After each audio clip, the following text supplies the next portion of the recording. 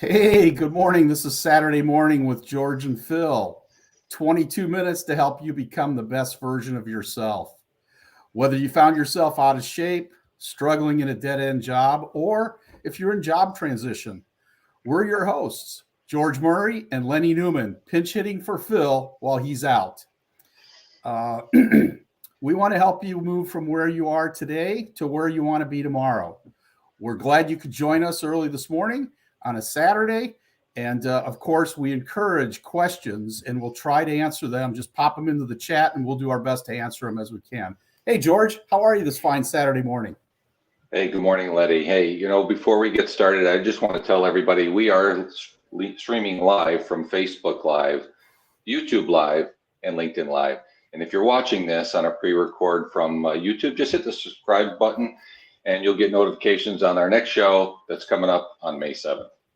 Good morning. So, George, we're now 5 chapters into your new book, which is expected out sometime this summer, entitled Ignite, Engage, and Retain. Can you talk about this upcoming book just a little bit? Of course, but first, before we do that, I want to thank the folks at Thrivent. Thrivent's been sponsoring us for almost a year now, and they've also been helping people reach financial freedom. The folks at Thrivent, along with Skip Nelson, their focus this half of the month is really helping people, take time to review their retirement goals. Whether you're doing a written plan and goals, how many people have planning goals for written retirement, you'll be shocked at the percentage. So if you want to just take your phone and scroll right over that bottom right hand, or my right hand, probably your left hand corner, to set up a free consultation with Skip. You won't be disappointed. But to your point, my new book, it's, again, these last couple of years have really given a lot of people some kind of pause. Am I on the right track? And people are transitioning at record paces, leaving their current roles for new opportunities, new businesses, and so forth. And the book is really just to help leaders and businesses do simple things that they can do to reverse that turnstile. So that's kind of the synopsis of the book. I'm really excited about this one. This one's going to be a hardcover, and it's going to be focused for the businesses. So. Well, George, I know you've been hard at work writing away, especially after the successful launch of your first book, Hired. But back to the subject matter at hand here. We're hearing all about this great resignation. And, I can't help but ask the question, where's human resources in this whole thing? I'm sure they've had to transform during the pandemic, post-pandemic, social distancing, hybrid. I'm just curious, where do they fit in? What are your thoughts, George? Well, you know what? Let's go to a subject matter expert that knows the topic much better than we do. So I'd like to welcome to the show Jody O'Neill. Jody O'Neill is the vice president at the Bernard Group. I've known Jody for a number of years, as well as she's been helping me get some insight to my next book. So welcome to the show, Jody. Well, thank you. Good morning. Good morning, George. Good morning, Lenny. Glad to be here. Good morning, Jody. It's great to have you this Saturday morning. Welcome. Am I right, Jody? Did you actually join your current opportunity right in the height of the pandemic? I did. I'm curious. Talk to me a little bit. What's been going on in your world? Yeah, I actually did. You are correct. So I joined the Bernard Group as their Vice President of Human Resources on June 1st of 2020. So think about that timing. The world literally shut down in March. And all of my interviews were over something like this, right? They were all virtually over Google Meets. The first time that I ever stepped foot on campus at the Bernard Group was on my first day of employment. So I'd not even seen my work environment. And I met many of my peers, the senior leadership team, via Google Meets, right? We met virtually. And so I started, and I was one of the few people actually in the office. We have a manufacturing facility, so of course they're on site. But the majority of our employees that could work remotely did. And that's exactly what I did. And so I remember kind of those funny, awkward moments. The first time I sat down face to face across a table from some of my peers and some of my coworkers, just because everything was virtual for actually several months. So crazy time to start a new job. Crazy time. When you asked about kind of what's going on in my world or kind of what has changed, I think during the pandemic, HR really had to take a leadership role.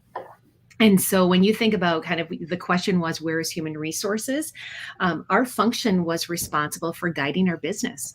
We had to understand what's going on with COVID, right? What is the latest and greatest medical information? What are the policies that we have to put in place? Do we mask? Do we not mask? Do we take people's temperatures? Do we not take people's temperatures? Do we have people on site? Do we not have them on site? And so all of those decisions, we had to monitor that. We became a consultant to the business. Because think about that, the business needs to continue running, right? And the business needs to continue to grow and progress.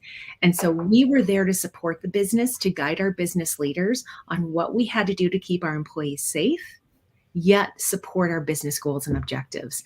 So we really took a critical role. And I think for those organizations that maybe didn't value HR or didn't see HR in that way, I think that this really has caused the function to be elevated, because I think people have really understood how important we really are to help the business succeed. So when you went into the pandemic, you may have been kind of in the background. You're now front row and center. Absolutely. And I think it depends on the business, right? I think you'll have some business leaders that value HR and some that don't. And I think they recognized how critical the function really is and how they need us.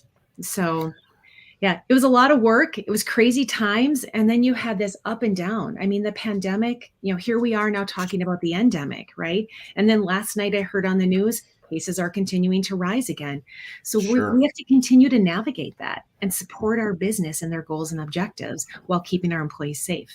So Jody, talk a little bit about the trends you're seeing, in the last 6 months, and what kind of challenges do you see, are in the upcoming year, 2 years, or 3 years? Absolutely. I think 3 probably come to mind. The first George kind of mentioned already, where he talked about the Great Resignation, right? It's the war for talent. I've also heard the words, the turnover tsunami. It was on the cover of HR Magazine, I believe those words. But it is incredibly tough to find people. We cannot just post a job and just wait for people to come. We have to be creative in our approach. We have to think differently about where we find people and how we find people. So that has been one of our greatest challenges. And this should not be a surprise to anybody. We've been talking about this for years and years and years. And I think it just really hit head, obviously, during this last year. What's interesting, though, one thing that I thought was really kind of interesting is I was sitting in a meeting this past week, and there was a gentleman in there that worked for the Bernard Group for many years. And he left the organization. And 3 months later, guess what? He came back. And so I actually read, there was an article that I saw, I happened to see it on LinkedIn, and it was an article that said 7 out of 10 employees regret making a move, that they regret making a change because the job or the company was not what they expected. And so an organization surveyed 2,500, it was millennials and Gen Zs, and they regretted actually making that move. And so we've actually seen some of that happen. But obviously the challenge, though, is still, how do you find people? So I would argue that one of the things that we have to do is focus on retention. So that's one. The other one that I can think of is really where our employees work, right? I think what the pandemic has brought to us is that you don't have to have butts in chairs, that people can work and people can perform in their job from wherever they are, right? It doesn't, depending on that position, right? We are seeing employees that are working 100% remote. We see employees that are working in a hybrid environment. And then, of course, we have production employees at the Bernard Group that have to be on site every day. Their job requires that. But I think Jody? Yes. I just want to change gears a little bit here. With 5 generations, I think 5 generations in the workforce right now, how is HR helping both them as well as leaders kind of get in the right direction and focus, especially with all this that's going on the last 2 years? Yeah. That's a good question. I think that obviously there is 5 generations. I think some of that, that traditionalist generation is starting to exit some of the workplace as well as some of the baby boomers. I've done a lot of research on that. I've read a lot of books. I just think the whole generation piece is really interesting. I think it's really more about education and awareness. And I think part of that is also around some of the flexibility that you offer as well. Right. So I think it's recognizing that, some of the books and the articles will tell you how do different generations like to be managed? How do they like, what is the work environment that works for them? What are the benefits that they value? And so I think it's understanding some of that and then making some of those business decisions around that. And so for us, we introduced a flexible work program. That has helped us because we know that there are some employees that they value being able to be at a remote location while others like to be on site, right? We've changed some of our benefit plans. As an example, we offer paid parental leave as one of our benefits. Like I said, the flexible work program is one of our benefits that we offer. So I think right now at the Bernard Group, we're actually in the process of trying to educate and build awareness around some of those things that are valued by the different generations. But we also have to caution our leaders not to stereotype, because I've heard comments where, it's, oh, look at, that's the millennial, or that's a Gen Z. Oh, that's a baby boomer. They don't know technology, those types of things. So we have to be very cautious that we also don't stereotype and that we value that person for the whole person that they really are and the value that they bring to the table. A little spin-off on that is, and I want to add to that is that what would you say to the traditional business owners that are maybe against that whole work from remote scenario? How do you get them to kind of get on the bus? That, you know what, George, that's really tough because I don't know that I can always convince them differently. But I would argue that the last 2 years have taught us that we can. And to be honest with you, as I've had conversations with different leaders, I have made the statement where I've said the best thing that has come out of this pandemic is the recognition that we don't have to all be in the office every single day, that we can be flexible, that we can offer our employees flexibility. Hey, Jody, I'm curious, how important do you think it is to have HR have a seat at the table, meaning part of the strategy, part of the executive group? I'm sure that you've had some changes in that regard over the last 24 months. So love to hear your thoughts. Well, absolutely. So I think obviously HR, I've been an HR professional for many, many years. And so of course, I think that my function is very important. I happen to be at an organization that truly values my function, and that is evident in the way that they invest in us. They invest in my function. They invest in some of our technology and our programs. And they also allow me as well as others to have a seat at the table. I think that through this pandemic, because of the leadership role that we've taken, I think that there's been this recognition that we are a valuable function. We impact every single piece of the employee life cycle, from the time an employee walks in the door until the time that employee decides to retire and no longer be part of that organization. We touch all of those pieces. And we also, business leaders need to understand that as they make decisions, they need to understand how those decisions impact the people that are part of the organization. And HR has a direct focus and a keen eye on that. Sure. You mentioned the employee life cycle, and there was a recent article that I happened to read in Human Resources Director magazine. Just caught my attention. Tell me a little bit more about your thoughts on that life cycle. What's that really mean for somebody like me? I'm like, I'm not sure I really get that. Absolutely. You know what? It is really from the time. So you apply for a position at our organization, and it's, what is the message you heard when you applied for that position, right? How did we demonstrate our brand to you when you applied as a potential applicant into our organization? And then you start interviewing for us. And what is your impression? What is the impression that has been left with you? Then we hire you and you come into the organization. What does your onboarding experience look like? Did your training include baptism by fire, by feeding you through the garden hose? I can't remember what the phrase is there. Yep. Fire hose. Drink it through a fire hose. Drink it through the fire hose. Or did we have a purposeful, planful orientation process for you? right? Sure. Did we do that? And then you continue on, right? As part of the life cycle, those touch points with you, right? It's that performance management. It's the discussions that you're having. It's your engagement in the organization. We actually have an engagement process at the Bernard Group. Every year we ask our employees to go through an all employee engagement survey. And we lead that. We facilitate that. We work with our managers to put action plans in place. We train our managers on how should they have discussions with their employees and the importance of engaged employees in the organization. And then should you someday decide to retire from my company, how did we leave that parting moment with you so that you look back and say, wow, I just worked for an amazing organization. And I would argue that HR touched many points along the way from your employment from that day one to day 523. Can I drill down on one thing? Because I'm hearing a lot of business owners talk about this very topic right now. Because there's a war on talent, how important is it, in your opinion, the speed with which the organization responds to interview, hiring? Tell me just a little bit about your experience there, because I'm hearing a lot of people talking about that right now. Absolutely. So I'll just give you an example. I worked at an organization previously where we hired a skilled position that was highly sought after. We had a person walk in the door, interview for our position, and 4 hours later called us to let us know that he accepted another role. What? 4 hours. Yep. That's a perfect example. So you have to, right now, you have to be all over it. You have got to be responsive. You have got to be out there looking for talent. And when talent enter your door, you need to give them attention. You need to make it a top priority in your business. And then you need to act quickly. And then I would argue that along the way, as far as this employee life cycle, you also need to focus on retaining talent as well. So well, Jody, strategies. Go ahead, George.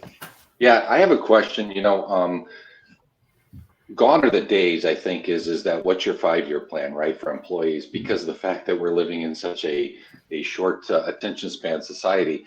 How are HR changed to help the leaders in the business, from the frontline supervisors all the way up to the CEOs, really get engaged? And what does that mean from HR's perspective, engagement?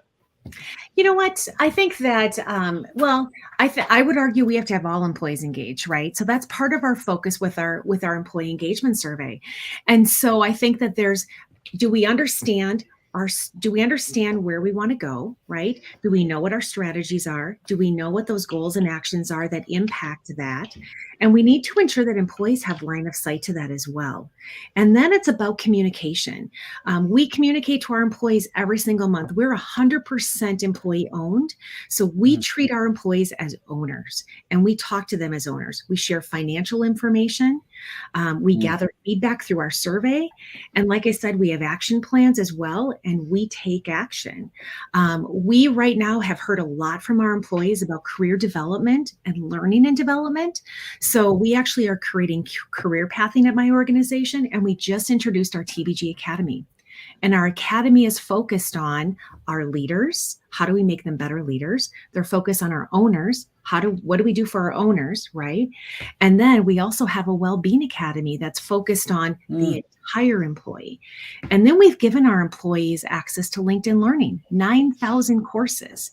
So what our goal here is, right, is to work with our leaders so that they're having conversations with their employees and that employees feel like they're supported as their whole self versus just an employee in the company. And we're having conversations and communicating with our employees. Our goal is to have engaged employees. So yeah, I want to make a comment before you ask your question there, Lenny. Sure. Is that, and I can tell you this, just recently, I sat down with an employee. We had heard his resumes out on one of the sites right there, right? And we wanted to retain him. And all we leaned in and we asked him the questions. He's like, I just want to learn more. I want to understand where I'm going to be in 6 months. I could potentially be in 2 years.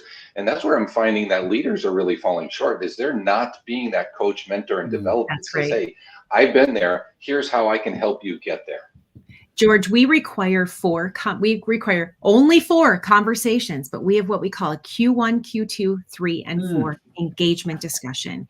And we focus not just on their goals and objectives, we focus on what do they want? What feedback do they have? Engagement type questions to understand where that employee is at.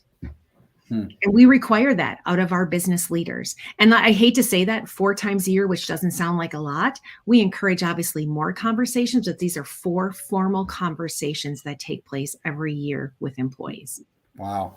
My one final question, Jody, I heard you talk about your company is currently employee owned.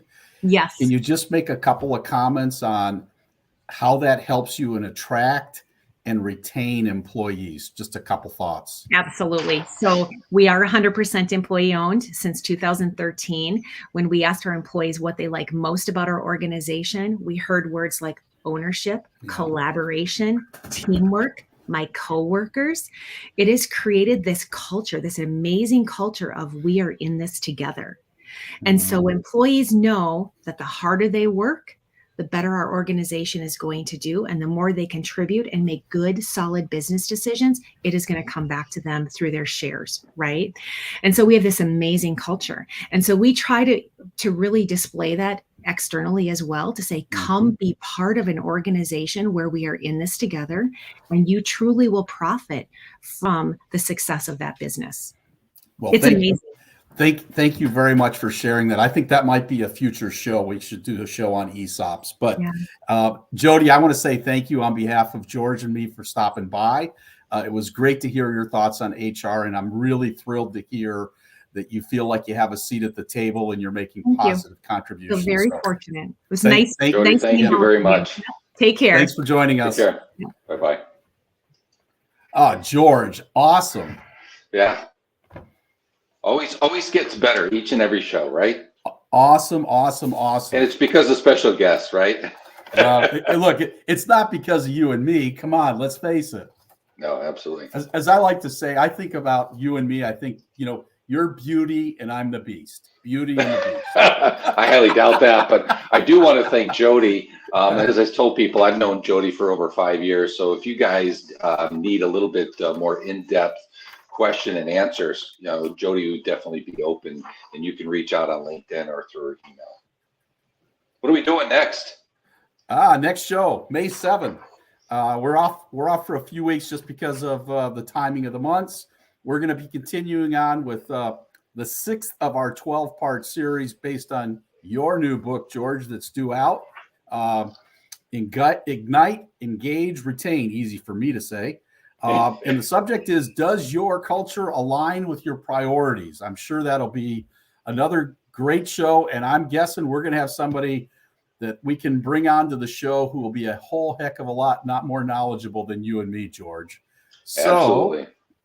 And so, the next couple of shows beyond that, these are going to cover the rest of the kind of the meat of the book chapters. And so if you can't make May 7th, you can turn around, and if you're listening to the YouTube live, you can hit the subscribe button and follow up on the shows. But we're going to turn around and finish it all out on August 6th, and hopefully we'll already have a copy of my book in hand to talk to people on that. Well, so, you better giddy up, George. Yep. So until next time, all, have a great weekend. Thanks so much for sharing your coffee this morning with George and me. And remember to achieve forward and get better.